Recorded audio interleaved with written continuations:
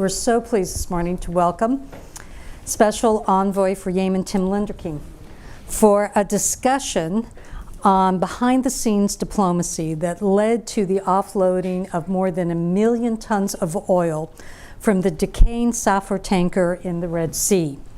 We're also honored to be joined this morning by Yemen's ambassador to the U.S., my good friend, Ambassador al-Hadrami. Welcome. And to the former U.S. ambassador to Yemen, my good friend, Barbara Bodine. Barbara, very nice to have you here. Safer has been a major international issue for a number of years with very high stakes.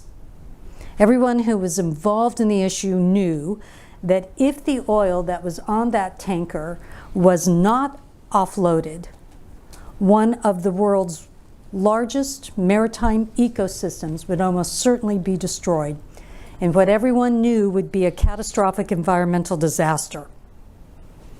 This didn't happen. And the reason it didn't happen is because of diplomacy, determined, creative diplomacy that involved enemies who were at war with each other, multiple international stakeholders, and tens of thousands of environmentalists who, amongst other things, crowdsourced enough funds to pay for this operation. What we want to do this morning with a special envoy is to look more deeply at this kind of creative diplomacy, what we've learned from it, and whether this kind of diplomacy is a model for preventing future crises and future efforts to coordinate across the international system. Before we start, just a few words of introduction. Special Envoy Lenderking is a career member of the Senior Foreign Service. Prior to his current role, he served as the Deputy Assistant Secretary of State for Arabian Peninsula Affairs in the Near East Bureau at the U.S. Department of State. I was very privileged at that time to be in Tim's orbit, and all of us who had that privilege regarded you as one of our finest counterparts. Special Envoy Lenderking, before that, from 2013 to 2016, served as the Deputy Chief of Mission at the U.S. Embassy in Riyadh. Tim, welcome. Thank you. With your permission, we would like you to set the scene, and to do so based on your deep, rich experience in the region. Hopefully you can not only explain the context within which the evacuation of oil from Safer occurred, but also, with your permission, all of us want to know what your thoughts are on the war between Israel and Hamas and the regional implications of that crisis. Starting off with a tough question, but thank you, Lee, so much for hosting me, and to all of you for coming and taking time out of your schedule to talk about Yemen. It's not the most obvious topic. There's a lot going on in the region right now, but I know there are a lot of friends of Yemen here and people who are working in your own way to make a difference. It's always an honor to be with Ambassador al-Hadrami and Ambassador Bodine. When she was ambassador, I was on the other end of some of her phone calls. And so her and you, ambassadors, being here, but thank you to USIP for hosting us and giving us some time to talk about the very important, and dare I say, a lot of positive developments on Yemen. Far from perfect, far from over, but the one thought I want you all to take away from this conversation: Yemen has an opportunity for peace, and it must be seized. So that's, you and us, the governments, pulling together and really concretizing the efforts that have been made over the last year and a half, which couldn't be done, the Safer as a case in point, without the conflict parties themselves being willing to talk to each other and problem solve. And that thread really must be pulled on. And when Yemen is facing, and the region is facing, the kind of challenge from what's going on in Gaza, this is particularly important. So the chance, I think, to talk with you today about why Yemen matters and why it should be on your minds, I think is my foremost message to you. When I was appointed Special Envoy in February of 2021, right at the start of the Biden administration, Yemen may not have been the most obvious case study in which to appoint an envoy. At that time, 2021, there were more than 400 missiles and other aerial attacks from Yemen into Saudi Arabia and neighboring countries. It was a hot war at that time. Saudi Arabia was striking targets inside Yemen. And so there was constant fighting going on. There was loss of life on a daily basis. Yemen became known, Lise, you were there, as the world's most dire humanitarian situation, and it still is dire. And given the fact, I think, that the toll on the Yemeni people is as great as it has been, really underlines the urgency of why this conflict is important. I was very honored that Joe Biden selected me to take this position, having worked on Yemen and the Gulf for a number of years. And I think the progress that we've made is quite significant. Because as up until the Gaza war, let's talk about that, over those 18 months, since there was a truce in Yemen in April 2022, which, we could spend a lot of time talking about how that came about, but the fact that the parties came together, agreed on a truce 2 months at a time, renewed for 2 months, renewed for 2 months, for 6 months, till October 2022, and then the truce lapsed. There were some strong demands from the Houthis at that particular time that could not be met, and the truce lapsed. And believe me, here in Washington, D.C., on October 3rd, I lived in fear that the war was going to start again that day. It did not, because the commitment of the parties, I think, has been significant enough to want to give diplomacy a chance. It's no coincidence that in the midst of that period of confidence building, that the Safer started to take move. And here was an issue that had stymied the international community for 8 years. And you can read, online about the Safer as a dead ship. There were no staff except for a few very dedicated technicians on board, ticking time bomb, 1.1 million barrels of oil, as Lee said. Imagine the Red Sea coated, with an oil slick that would have been 4 times the size of the Exxon Valdez. Many of us remember that as a catastrophic event that took place in Prince William Sound in the 1980s, and what it did to marine life and shipping. 10% of global commerce passes through the Red Sea. You've got the Suez Canal on the north side. Maybe we could show the map of Yemen at this particular time, just so everybody can situate what we're talking about here. But you have, a situation where there was, this decrepit ship, which was in danger of leaking or exploding, being out on the Red Sea, unmanned, unmaintained, and basically, rotting out there with all the oil on board. It's a massive ship. I mean, this thing is the size, the length is 4 football fields. So just imagine your favorite quarterback trying to throw a pass. You're only going to get a quarter of the way down the Safer. So I think that was quite. Yeah, here we go. So quite significant. You see the map of the Arabian Peninsula there, and Yemen, and the FSO Safer, a floating storage ship in red there off the coast.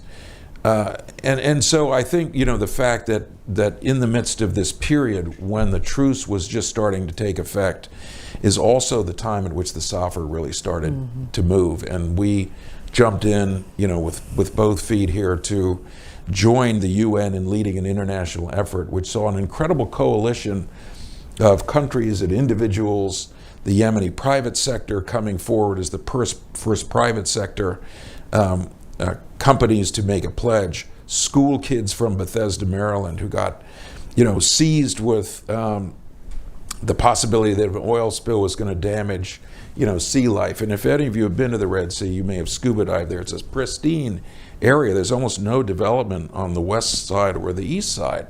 It's a spectacular and very raw and beautiful area. And so the destruction would have been massive. It would have crippled the Yemeni fishing industry, which is so vital to the country of Yemen. You see that long coastline on the west side and the south coast. So major implications, 17% of world energy supplies moving through the Red Sea. A slick would have shut down the Bab el-Mandeb at the southern opening of the Red Sea, destroying sea life, marine diversity. So it was amazing to me that the U.S., and particularly I have to credit the Secretary of State, said we have to do this. And he led an effort, I think, to for the U.S. To be one of the first funders, and for a while our $10 million was the biggest donation, and it forced everybody, I think, to get in the game here. This is real. There's an opportunity. Huge thanks to the UN, Lise, your successor, all the work that you did to highlight the issue. David Gressley also did a tremendous job signing a memorandum of understanding between the Houthis and the Yemen government and the UN to get this effort done, and we jumped in and helped move it forward. I can keep talking, but Tim, did you want to talk about the Israel-Hamas war and the implications? Yeah. Well, I've just come back from the region, and there was a deliberate timing for this visit. Most of my bureau, my colleagues, are really seized with the conflict between Israel and Gaza, which kicked off in the most heinous manner with the attack on Israel on October 7th. But Secretary Blinken did two things right away. He received the UN envoy, Hans Grunberg, in Washington in the midst of all this 2 weeks ago. And in the pre-brief that I had with the secretary, he said, we've got to keep the Yemen diplomacy going. I was incredibly grateful that he took time out of his schedule, his sort of full court press on this issue, with Ukraine going on, with Afghanistan going, with Ethiopia going on, to spend time with the UN envoy and reiterate some really important messages about the importance of the UN role, transitioning the important talks between Saudi Arabia and the Houthis that have been going on that you may have read about. This is a key factor in what's propelled us forward. Taking that time and then also saying, Tim, you need to get out there and support this effort. United States wants to show Yemen's a priority, as the president said back in February. We need to keep this going. I will say that in my trip to Oman and Saudi Arabia, in this particular visit, Gaza came up in every single conversation. I mean, there's no question that the Yemenis feel passionately about what's going on. And I think, most of us, I imagine, are Middle East people in some respect, and the people who are watching as well. We all feel, the impact of the loss of life that is taking place, and that is inexcusable from any, either side to perpetuate. So I think the president has waded in a very, very, very important manner to talk about the importance of the humanitarian side, but also to counsel the Israelis about how this might look going forward, or to at least think about American ideas. But this is an issue that I think was felt very strongly within Yemen. I think it was very unfortunate that the Houthis decided to launch missiles and UAVs last Friday toward Israel. My worst fear, of course, is that Yemen gets dragged into another war. And this war is not over yet. So there's no patience on our part to see this happen. There's no tolerance, I think, to see this happen. What we want to do is, move to a better place in Gaza so it's less emotional for everybody concerned. Because again, I think if you look at the progress that's been made over the last year and a half, there is this opportunity to end this conflict. And we want to do our best as the United States to protect the gains that have been made. I mean, Sana'a Airport is flying commercial flights for the first time since 2016. It's a drop in the bucket, folks. I'm not suggesting that everybody can suddenly move around, but it's a start. And more than 100,000 Yemenis have been able to get out of Yemen to Jordan. We want other countries to join in receiving flights of Yemen's national carrier. But God, it was a great moment when that started. We all felt, things are starting to move. There was a big prisoner exchange last April. Prisoners from all sides of the conflict, with help from the ICRC and other elements, to release these. There are many more prisoners that need to be released. But overall, over the last year and a half, you've had an end to those cross-border attacks that were happening at such an alarming clip. And you've had a climate of de-escalation. Yemenis have been able to move around the country. Humanitarian assistance has been able to get into, more remote areas. I think, and the ambassador would be the expert, but I think Yemenis may sense that there's a moment when this could be the end of the conflict. there's a huge amount of work, as I say, that needs to be done, but we want to make sure that the Yemen effort can go forward. And that's, I think, what the President has asked me to do, and the Secretary, to support this effort and keep going on with the progress that we've made. Tim, thank you. And two things were very striking in your comments. Yeah. One was the implicit worry, fear maybe, that all of the progress made on Yemen in the last year and a half is at risk with the crisis in Israel and Gaza, and that everything that might be possible could be undermined in a snap of the finger. You also said something very important about those of us who study diplomacy and in one way or another try to exercise it.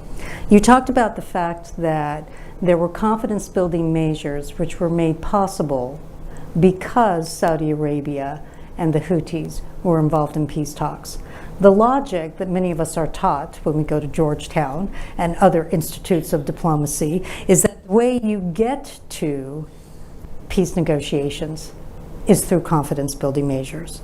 But you were very clear in the chronology and said, actually, we started to make progress on things like the airport and like Safer when the two parties were sitting at the table. You want to share your views on the sequencing of confidence building measures? You are handling one of the most sensitive diplomatic files in the US government.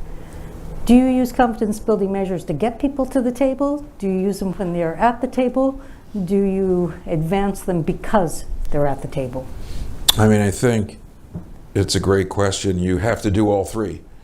I think that there were certain factors, I think, that made a truce possible.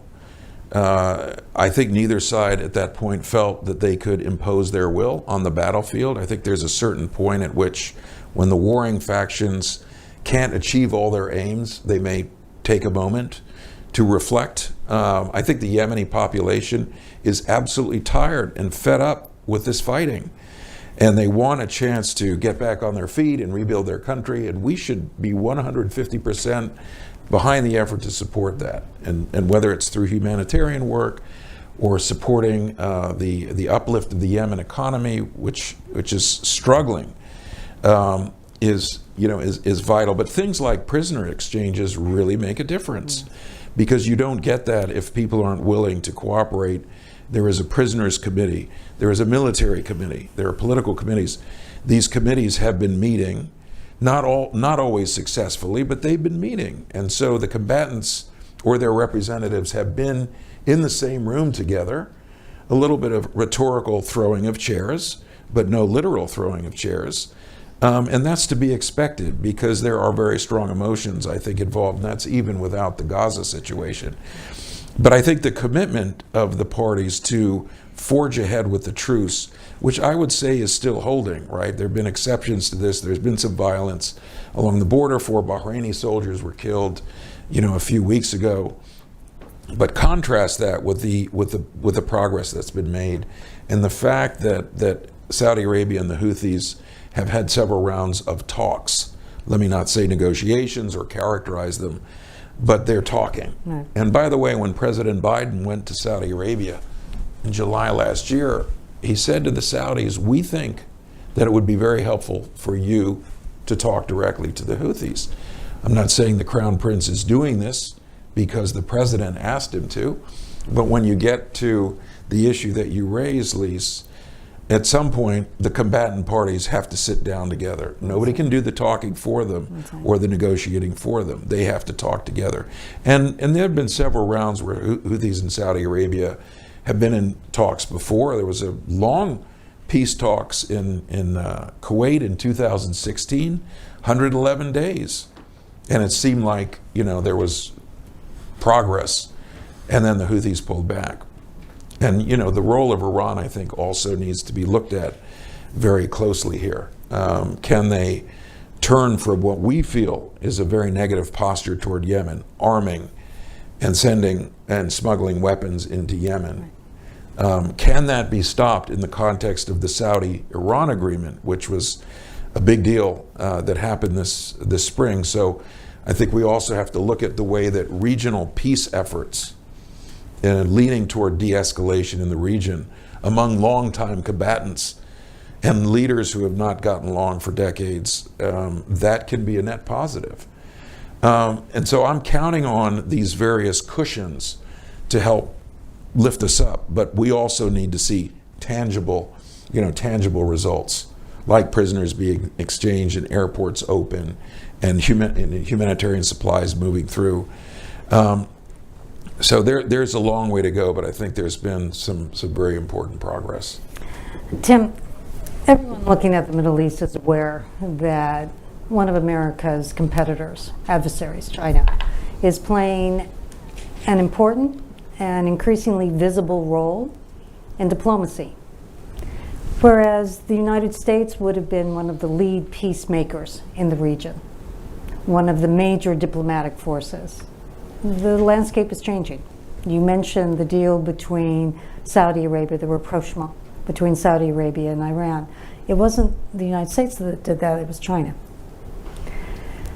As we rethink the U.S.'s role in the Middle East, and as it evolves and changes, how do you see U.S. diplomacy? And specifically, you've been associated with a very special part of American diplomacy, when we're not necessarily the lead negotiator at the table, but when we are the indispensable country making sure that things move forward. Well, I think if you look at the Iran-Saudi agreement, a lot of progress had been made over the year and a half before that the Omanis were helping to broker, that there were talks in other countries as well between the Saudis and the Iranians. So that effort was well underway, I think, when they were able to reach or to announce an agreement in Beijing. And what I've found so far is that the United States officially welcomed this, and in fact, we have good cooperation with the Chinese on Yemen. And we have what we call P5 meetings. For example, last week in Riyadh, we had a P5 meeting. That's the members of the Security Council, the permanent members, US, Russia, China, the UK, and France. And we're all in the room together. And most of what we're talking about is totally convergent between the five of us on Yemen. We don't have that in many other venues within the P5. But the Russians want a political solution to Yemen. They do not want a military solution. The Chinese want a political solution. They do not want a military solution to Yemen. Believe me, when I think of the tools that we have in our kit to push toward this effort, I look at something like that and I say that's important. That's an important asset to have. And it needs to be maintained, because none of these things are on some kind of autopilot. You have to keep maintaining these contacts, these relationships, these discussions. We don't publish the photos from these meetings. We don't tweet about them, but we do it quietly until I announced it to all of you. We do it quietly because it's effective, and you've got to have coalitions supporting you. We've got to have the Security Council behind us. There could be, if all goes well, a moment when the UN is going to step in and take over this effort, which is what we're driving toward, with two goals in mind: a durable ceasefire. So we move from the truce that we have to a durable ceasefire and Yemeni political talks. And the latter, I just have to say, that's the most important thing that we can do, is find a way to bring the Yemenis back together in one place with their leaders negotiating the future of their country. And that's what the United States is committed to, nothing short of that, because that conversation, no outsider, not us, not the Saudis, not the Emiratis, not the Iranians, not the Chinese or the Russians, none of us can make those decisions for Yemenis. And it is their country, and we want to see that effort go forward in the near term. I feel that the sooner we can get to a Yemeni dialogue, and I don't underestimate how difficult that is. I've mentioned the confidence building measures, but there's 8 years of hostility and lack of trust and lack of confidence and vilification of both sides. And that has to be pulled back for the combatants to move forward and make decisions. And when we talk about a Yemeni dialogue, we mean women, Yemeni women too. We don't just mean a group of PLC, Presidential Leadership Council representatives and Houthi representatives, we mean a more comprehensive and inclusive Yemeni dialogue. You look back at the national dialogue that took place in Yemen in 2014, which is a moment of hope. It's my first trip to Sana'a, and it was a wonderful time that got bulldozed or hijacked. But Yemenis know what to do. Let's get them together so they can make the decisions about their country. Tim, one of the reasons we were so excited about having you come to the Institute was to talk about creative diplomacy. And one of the aspects of creative diplomacy is that people who wouldn't typically be involved in negotiations or in a diplomatic initiative become so. You mentioned in your introduction that oil companies were involved in the offloading from Safer, that the private sector was involved, that school children from across the river were involved, that a broad coalition of international actors were involved. It's extraordinary. Can you say more about how that coalition came together? And what we're very interested in is how did you ensure, from the perspective of the US, that it was all going to work in harmony, that they would all be coordinated? How did you help to make that happen? I mean, I think there was something appealing to multiple audiences about the Safer. I mentioned the school kids; they got fired up because of the the effects on marine life and fish and sea turtles and the sea coast. But there were others. I think there was there was support from environmental organizations who wrote letters and jumped in on the campaign. We felt there was a particular need for oil companies to support this effort, and several did. We'd like to see more because there still is a funding gap that needs to be filled before the effort is really brought to conclusion. Right now, we'll put up the picture of the two ships side by side, the Safer on the left, with the Nautica, which was the new ship that received the oil from the Safer. You can see how decrepit the Safer looks, but a massive ship, and the oil was piped from the Safer onto the Nautica. But it's interesting. We didn't do a lot of naming and shaming, but I think we inspired a number of countries to come forward. Why? Because so many countries benefit and participate in world commerce through the Red Sea. Yeah. So the coalition was everything from South Korea to Norway to Switzerland to Cyprus, Saudi Arabia, the Germans, the Dutch played a tremendous role, and they played a leadership role in this effort. And I mentioned, this sort of broad coalition. The fascinating thing here, and this is another important message I think for all of us, is when you can motivate a coalition like this, you can actually prevent a problem from becoming a crisis. And our world diplomacy is constantly back-footed by responding to the bomb that goes off, the leadership that has just collapsed, when here we all saw that there was a problem that needed to be fixed. And it was just interesting how this story appealed across a number of different sectors. But it also needs to be generated from somewhere, and I think we gave it a huge push from day one. We had an incredible advocate, Ambassador El Hadrami. Thank you for all you did, Ambassador. And the government of Yemen also saw that this was a ticking time bomb that was going to be bad for the region, for Yemen, exacerbating the problems that we're already facing. But you got to get the story out. And a couple of journalists got seized with this. They helped us. And so, this was a motivator. And by the way, I would just add that, there's a lot of skepticism about multilateralism, right, and that it can't be used to address a crisis. This is an exception. It can be, the power of nations can be harnessed.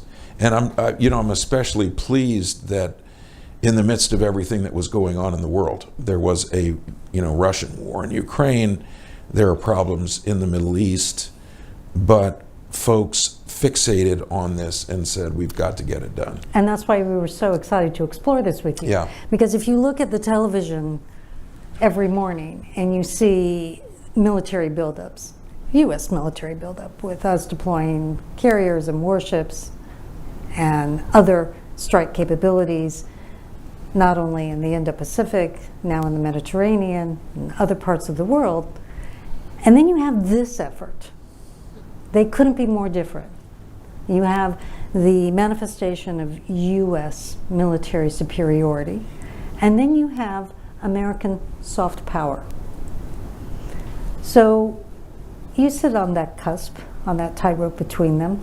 Can you share your reflections about which you think is more effective?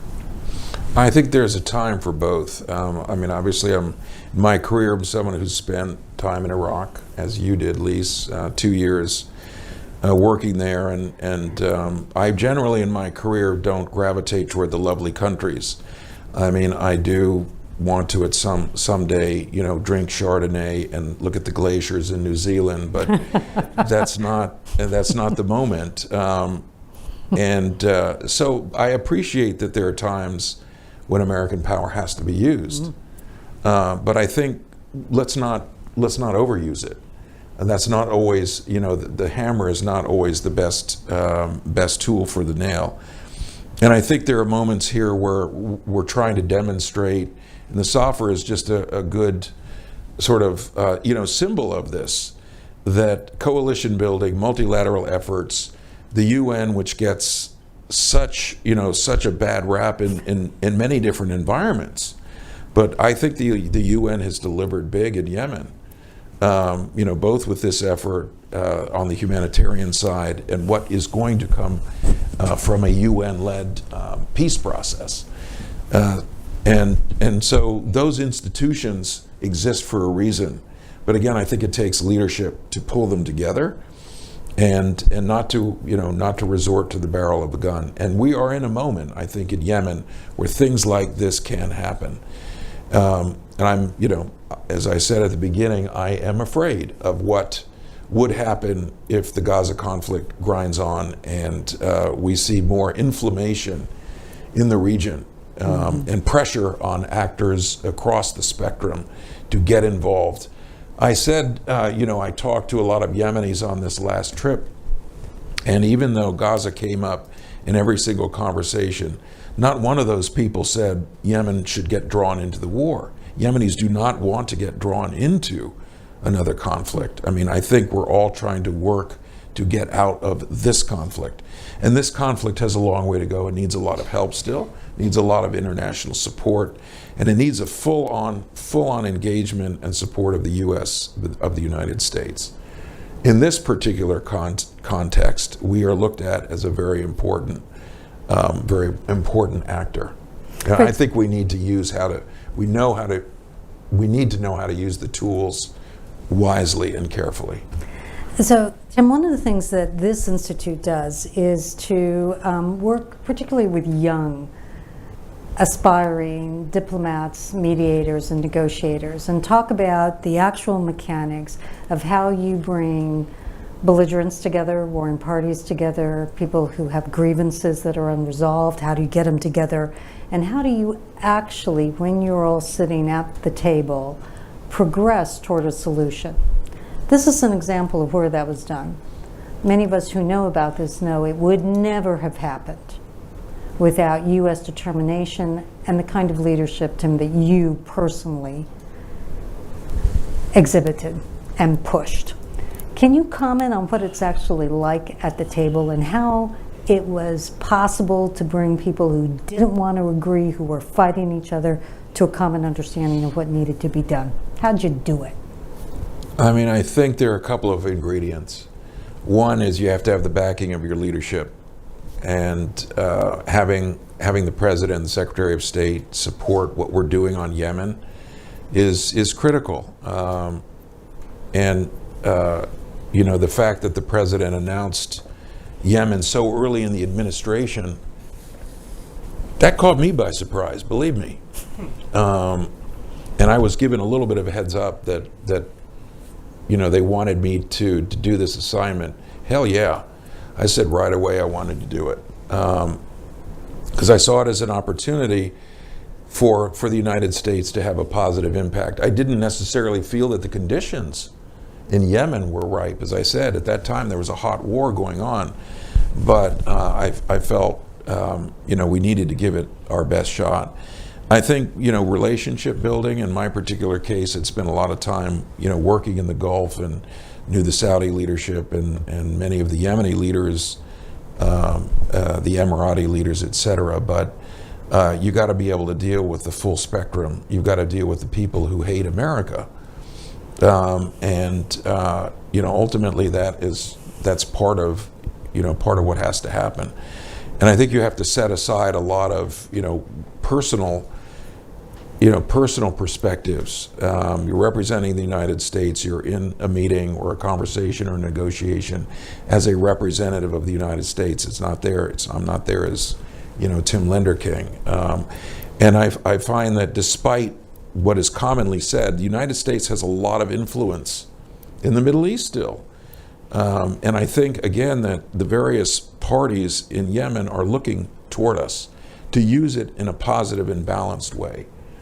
And I think there's scope. One of the things that we did, very early on with our team is start, moving around the region, the Gulf region, sort of enlisting everybody in this effort. Hey, you just got a moment from President Biden saying the U.S. thinks, we should work hard on this war in Yemen. So just getting everybody's attention, I think, was one of the first challenges.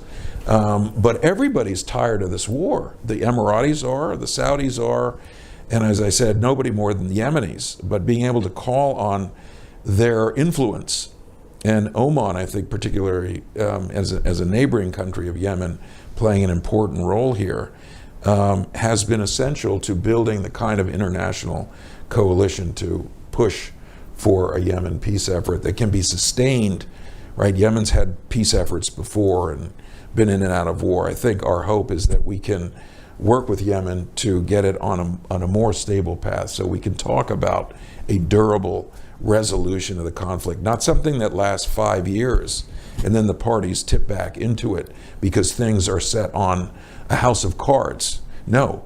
I mean, that's why the Yemeni conversation is so vital to this. This is their country, and they have to be the ones to make the key decisions.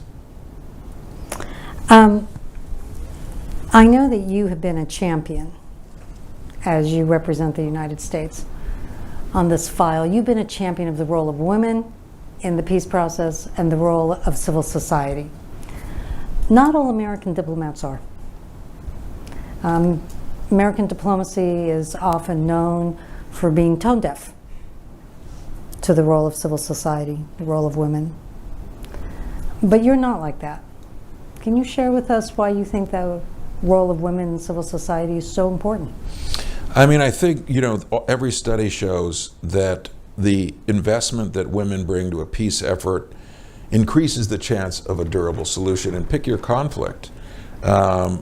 That's what experts say, and I know that talking to Yemeni women, of which there are many, many fine and wonderful and very energetic Yemeni female leaders, living in different countries outside of Yemen, but also in Yemen, they are so eager to be involved and to have their voices heard, and I think they bring an essential perspective to the table. And we've had some conversations with Yemeni youth as well. Some of it has to be virtual. Our ability to move around in Yemen is very constrained. I mean, we haven't had an embassy there since 2015, so we don't have a diplomatic presence. I'm able to get to Yemen a couple of times a year, but these tend to be short visits, and we can't spend a lot of time on the ground. But we meet with civil society when we do that. When we go to Aden, we talk to Yemeni women, leaders from around southern Yemen, who, they'll spend the 3 hours or the 4 hours to get to the place and get inside and meet us. Right. It's a vital conversation. So I can only say that we are, we're very, very much committed to that. I think, I've worked in other battle zones. Before I joined the Foreign Service, I worked in Afghanistan, and so I think having some experience with other conflicts. In my early days, I worked on the Thai-Cambodian border with refugees, interviewing them for resettlement in the United States. So I would only say that I've tried to bring the experience that I have to bear on this current situation. And I think it's helpful to me. I've always been, as a diplomat, sort of, my priority has been get to know the people. Don't hang at the embassy and in the fancy housing. Get outside the castle walls, go and meet people, go and talk to people, and try to make a difference. Because at the end of the day, I think it's, to answer your previous question, you don't have impact if you don't have the relationships. And you don't get the relationships by jetting in and out for a day.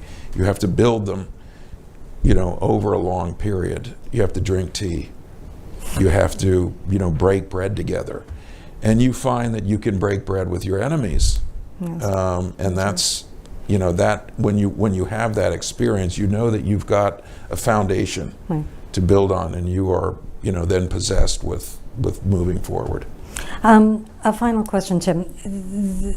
You people who look at U.S. diplomacy are aware of one unshakable fact. The role of the United States in the world is changing. We're not the sole superpower. Our diplomacy for the last several generations has been premised on that superpower status.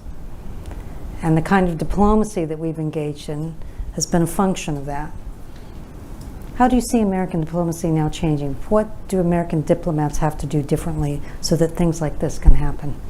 I think we're going through a sea change, honestly, in American diplomacy, where we've long passed the Cold War period. We have moved into an era of great technology and social media, and with what used to be called Twitter, everybody has a voice, right? And suddenly everybody's voice is equal with everybody else's, and so you hear things from people that were maybe shut out of the dialogue before. And what comes with that, I think, is a lot of negativity as well, and criticism and so forth. But I think, diplomacy is now about using a variety of tools. Right. But I come back to what's the most important, which I think is the personal relationships. That's never going to change.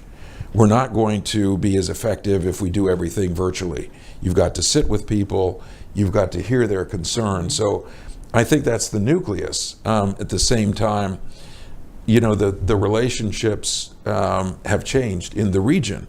Every one of the countries in the Gulf, I can say, has a Vision 2030 or a Vision 2040, and they're trying to move out. And they're young leaders, by and large.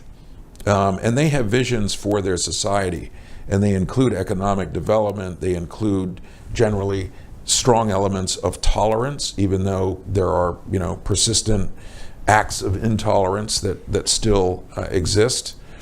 And we would be wise to understand those new leaders, emerging leaders.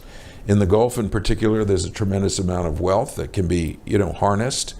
But everybody wants, from what I see, with a few exceptions, wants to see peace in the region. Right. Now, there are huge hurdles to that. But again, I come back to the point I started with. This is a moment for Yemen to seize peace. And it will take the Yemenis, but also the coalition of actors arrayed. If the Chinese want to play an important role, most welcome. If the Russians want to play an important role, a positive role, bring it on. That's good. So where we can get support for driving a peace effort, we want to look in all those corners, because I think it's going to take that, Lise. I think it's going to take, it's a broad and multifaceted effort. Tim, with your permission, we have time for 2-3 questions. Please. Colleagues, may we invite questions from the floor? Chris. I'm curious. I'm watching the conflict in Sudan really closely, and I'm curious what advice you would have for our diplomats negotiating in that conflict to have these kinds of solutions. The only reason I'm even going to hesitate, going to attempt an answer at that, because I worked in Sudan some years ago, but I don't think the conflicts are similar. right? Sudan and Yemen, they may share some fundamental similarities. I think one is the role of the outside actors, particularly Saudi Arabia and the UAE in the Sudan conflict. Now, the fact that we as diplomats cannot assume that because countries work together on one conflict, that they're going to work together harmoniously on another conflict. And so, the kind of international coalition building that we're seeing on Yemen, it doesn't necessarily exist with those same countries on another problem set. And so again, I think you fall back on the basics. Who's going to go out and build the relationships? Is there a clear mandate from the leadership to bring the conflict to an end? Is there a will on the parties inside? And I don't see that in Sudan. Again, I'm not the expert, but I don't see the will on the part of the Sudanese leaders on the ground to end this. I think I see attempts to, gain more influence, more territory.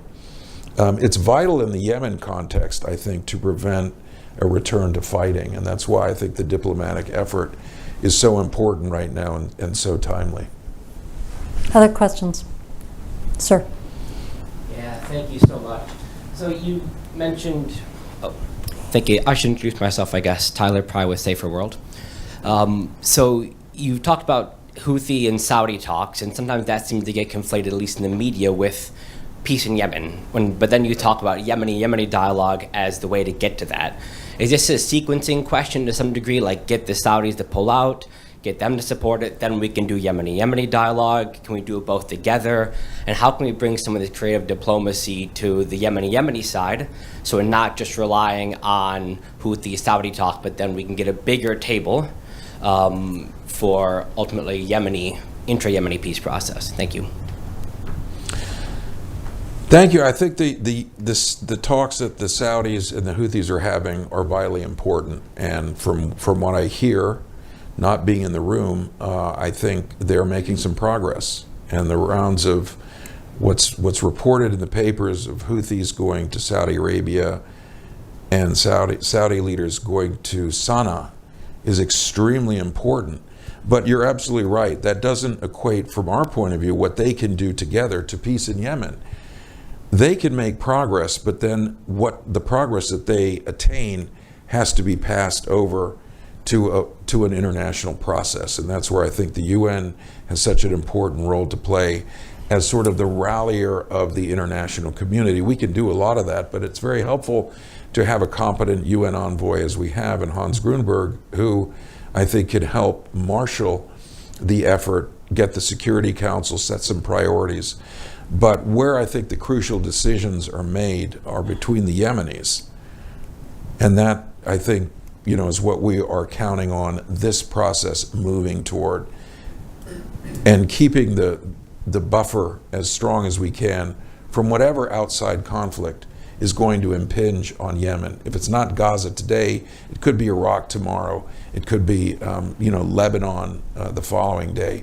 There's always something going on in the Middle East, so it's never a perfect or sanitized environment.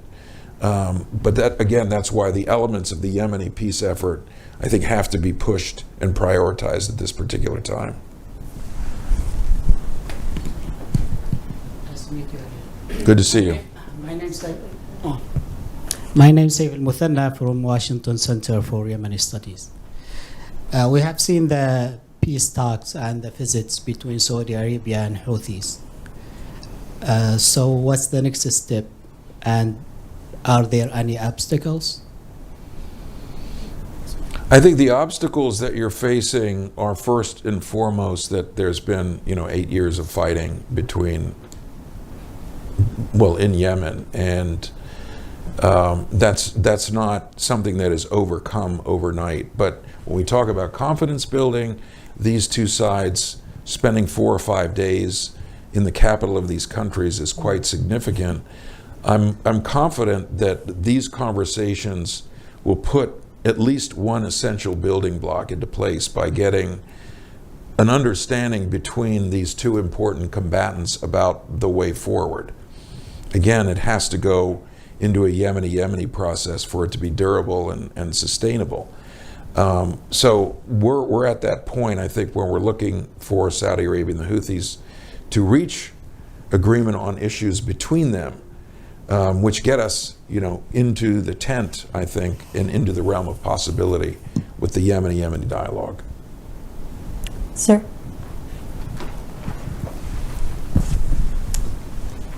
Hi, Tim. Paul Sudfin from the Global Insights Group. I'd like to go back to the question of the Houthis and Ansar Allah and the conflict in Gaza.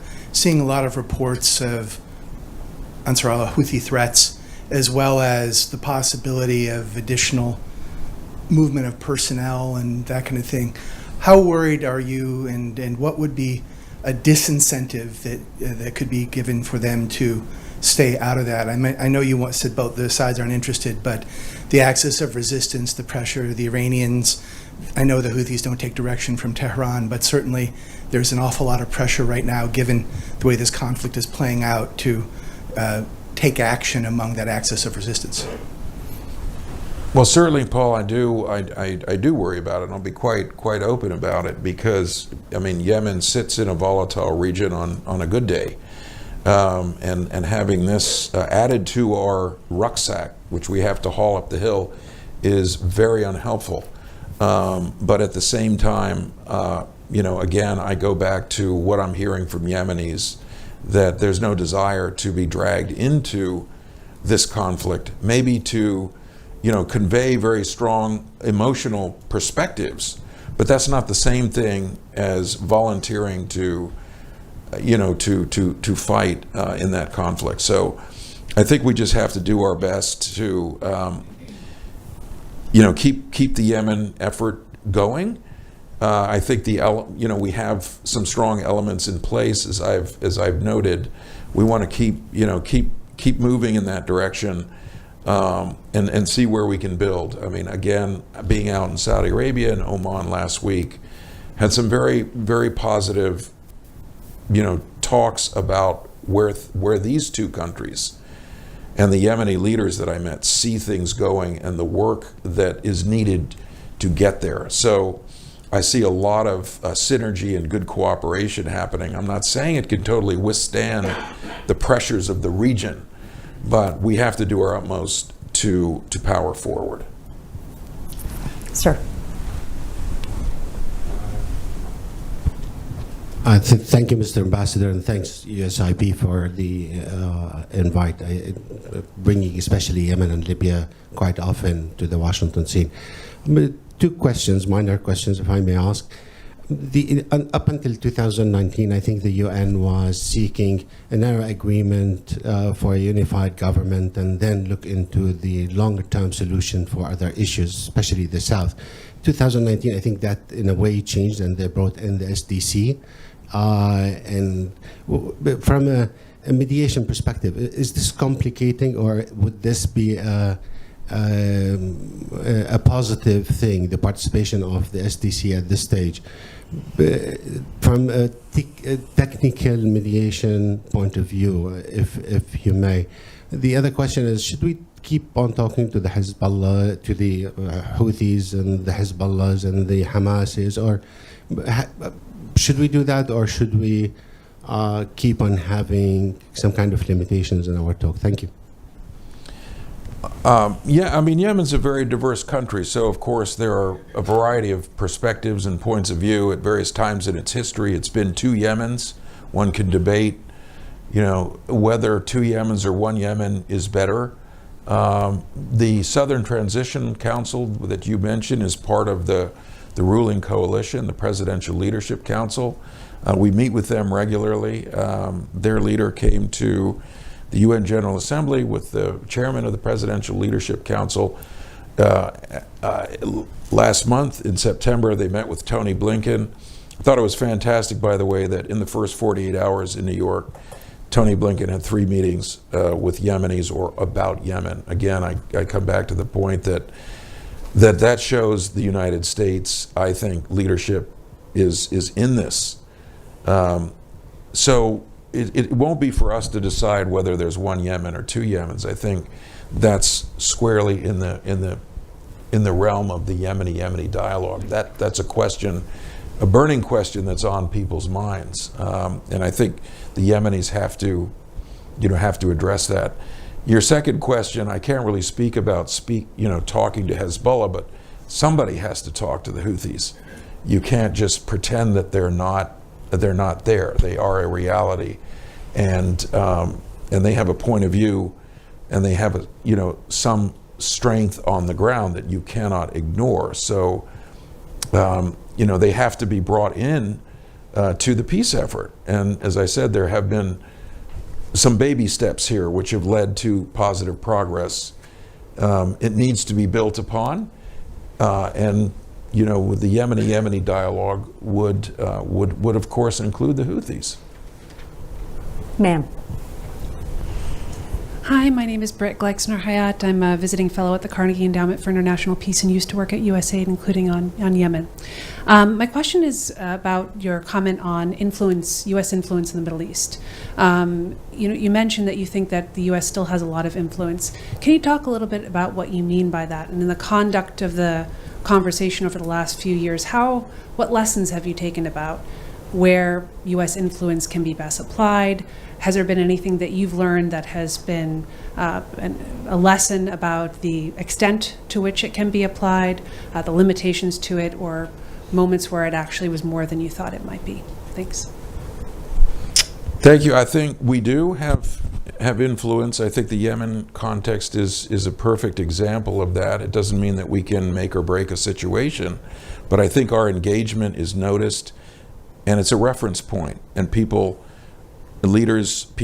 respond in some way to the fact that the U.S. is engaged in the symbolism of naming an envoy is one way which we elevate and sort of document the priority that we're placing on a certain conflict. And then again, the support of the leadership is there. But I do think the region is changing, and I think we have to be very smart and very adaptable about how the Middle East is changing. There are a lot of people who don't like the United States, and remember some of the mistakes that we have made over the years in different venues. That is not easily forgotten. So we have to adapt also. I think it's very important to listen to voices in the region. And we're not in a position to impose anything on any country, in fact. I like the fact that the Yemen peace effort enjoys support from a cross-section of Yemen society and Yemen's political parties. And the fact that pretty much all doors are open to us to engage, whether people like us or not. And I think that's very important. When there's a door open for U.S. diplomacy, we have to go through it, and do our best to engage to bring about a better situation. Someone like me, I think, who's spent a lot of time in the Middle East, Afghanistan and Sudan and other war zones, acutely aware of where and when and how we do things wrong. Sometimes we have blinders on. We go in, all big supporting one side, and we find out that that's not resonant with the people in that country, and those are pitfalls. So I get back to the point about being smart. There's no cookie cutter approach for every crisis. We have to assess what can work and what doesn't work, and apply soft power and in some cases hard power. We're at the end of our discussion. When, like Barbara, I was based in Yemen at the time representing the United Nations, Ambassador Hadrami had done a fabulous job of getting the United Nations very worried about supertanker. And I was requested by the United Nations leadership to please send a code cable and an analysis about what we were going to do on supertanker. And I wrote pages. And I looked at it from this angle and from that angle and from every angle. And at the bottom I said, impossible to solve. Tim, you are the antidote to everyone who is ever pessimistic about a difficult problem to solve. Because of your leadership, the leadership of countless people across Yemen, the unsolvable got solved Thank you. And may we salute your role and your leadership. Thank you all. Thank you, Lise.